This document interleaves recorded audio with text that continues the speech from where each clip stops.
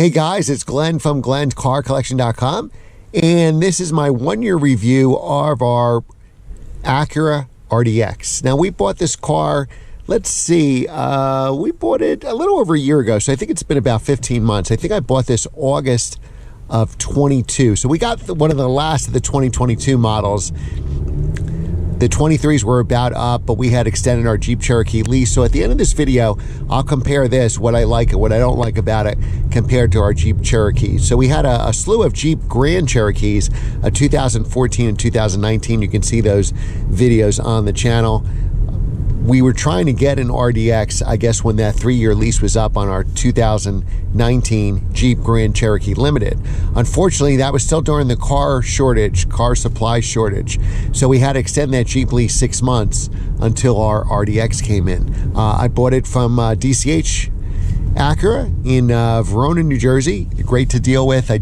Done probably 100 different car videos with them. And they found this RDX for us brand new, and we put a deposit on it when it was in transit not to lose it. And overall, it's been great. So we have 13,800 miles. This is my wife's daily driver. We use this as a family car on the weekends with me driving. So probably with our weekend miles, I've probably put the most miles on it since she has a short commute to work. So a couple things I'll show you in the car here.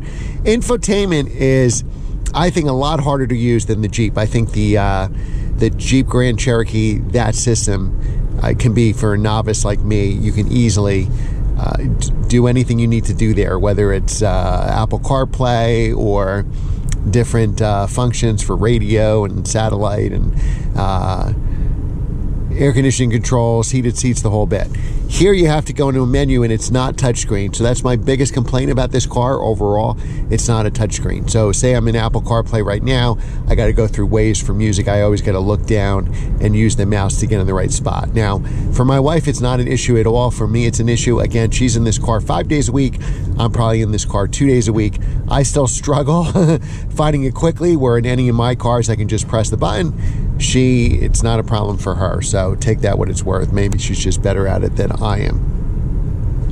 It has a remote start. So with the Jeep Grand Cherokee had a remote start, it's like a cheap option, a $90, $100, $150 option.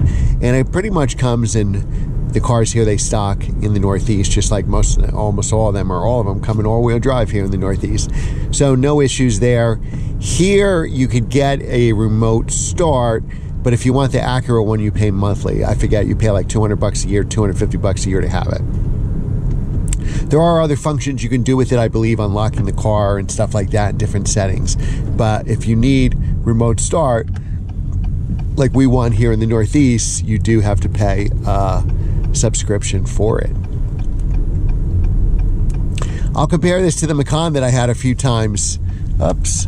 And this compares very favorably. So I've had 2 Macans on the channel. The last one I had was just a base Macan, which I think is a worthy comparison because they both have 2-liter 4-cylinder engines.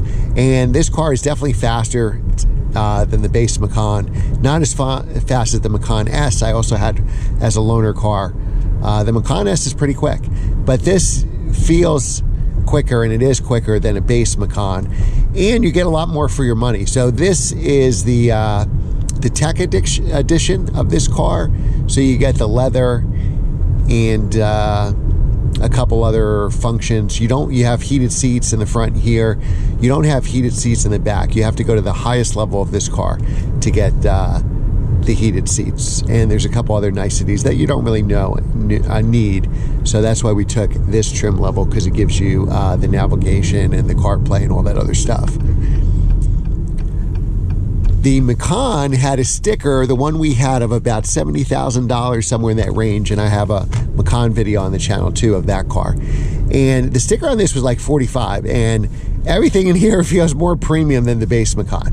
The Macan definitely would win for handling, but it doesn't win for power. I would say the Macan wins for brakes, because Porsche always has good brakes, though the Macan, probably because it's a base, doesn't have the stopping power of the S or GTS. But this wins in quality of the materials, it's very very nice in here. The seats are soft.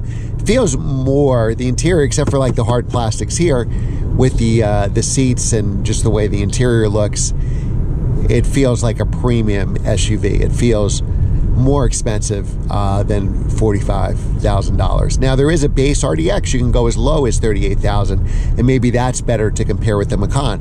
But think about it, the Macan is like $68,000, $70,000, and this $45,000 RDX feels more expensive. This car gets great gas mileage. I think we get well into the 30s on the highway. You probably get mid to high 20s around town. I drive this more sportingly, and to show that, what we can do, and this is the same instrumentation you would have and system you would have, say, on a new NSX. But here we have the D and S button here. So if we press S, that puts us in a sport mode. You heard it got a little louder. It's probably more inside than outside the car, but now it'll hold our gears instead of upshifting for gas mileage. It'll hold the gears lower, so we have it for acceleration. To get out of it, it's very easy. We just press the same DS button again, and now it is back to drive. Then we have some suspension settings here. We can do comfort, sport. Now with the width of the tires, we have higher profile tires. They're not like a sports car, which low profile. So it's a much smoother ride with this car. I would say the handling certainly isn't on par with the Macan. The Macan will definitely outhandle it. But as far as, you know, having a comfortable commuter and a comfortable road trip car, this car probably wins. And where it really wins over the Macan is the back seat. So I'm 6 feet tall. I can easily sit in the back seat behind myself, where I can't do it in the Macan. Macan, my head hits the roof, and I don't have any leg room either. Plenty of passing power with that 2-liter 4-cylinder, so you have power when you need it. I think it's in the 6-second range, somewhere around there. 6.5 seconds, 0 to 60. Now, we don't have free maintenance on this car, like I did with my BMW lease. We bought this car, not leased it. So let me talk about that first. So we originally wanted a lease. When we looked in 2019, we cross-shopped this with the Jeep Grand Cherokee. Ultimately, my wife chose that car. They both had similar leases around, for 12,000 mile a year, 3-year leases. They were both around the 420, 450, somewhere in that range. When we went to lease this, the lease didn't make sense. I mean, the leases were like $650 or something like that, with $5,000 down because of the car shortage. Now the leases probably are a lot better. So what we did is we financed it for 5 years at a 6% interest. The interest rates went up after we got the car. So maybe it was early 2023. Interest rates had dropped as high as gone as high, not dropped, gone as high as 8 or 9%. And again, we had this at 6%. So we'll probably try to pay this off as soon as possible, get that interest down. But that just shows you what a big difference. So we wound up, 2019, before COVID, you could probably get $4,000 off sticker. Then these cars were selling for MSRP. They probably still are at a higher interest rate. So it probably made sense just to finance it. Typically, it does not make sense to go from a lease and then buy it out like we did with the Jeep. We kind of had to extend that. We technically didn't buy it out. We extended the lease. But for our 2014 Jeep Grand Cherokee, we had leased it. Then we bought it out because we liked it. And then the problem is we had to buy, a set of tires. We had to do brakes. And then we started to have all kinds of oil leaks and transmission leaks and all this other stuff. And we wouldn't have had that if we just had leased the 2017. So we smartened up at least the 2019. And then when that came, you had the car shortage, and we had to extend that lease 6 months to wait 6 months for one of these cars to come in. But overall, it's been great. I don't think you can get, honestly, a better SUV. I like it better than the Jeep in pretty much every way. The Jeep is a little bigger, more roomier, so I think a more fairer comparison would be an MDX to a Jeep Grand Cherokee, because that's a size larger. And the MDX is the most popular Acura. They lease for about the same money, so most people pick the MDX because it's larger and it's more expensive. I think it's about maybe $54,000 in this trim instead of $45,000. And this may have been $47,000, I forget exactly. And it's probably went up a little bit each year, but still, for under $50,000, it is a fantastic car. So I highly recommend it. I'll do any downsides, just the infotainment. I think if it had a touchscreen, it would take all my complaints away. And again, it's a big deal to me, but not to everybody who drives this car. So try for yourself and see how that shakes out for you. Remember to like, share, and subscribe. You get a new video every Monday at 7 a.m. Eastern.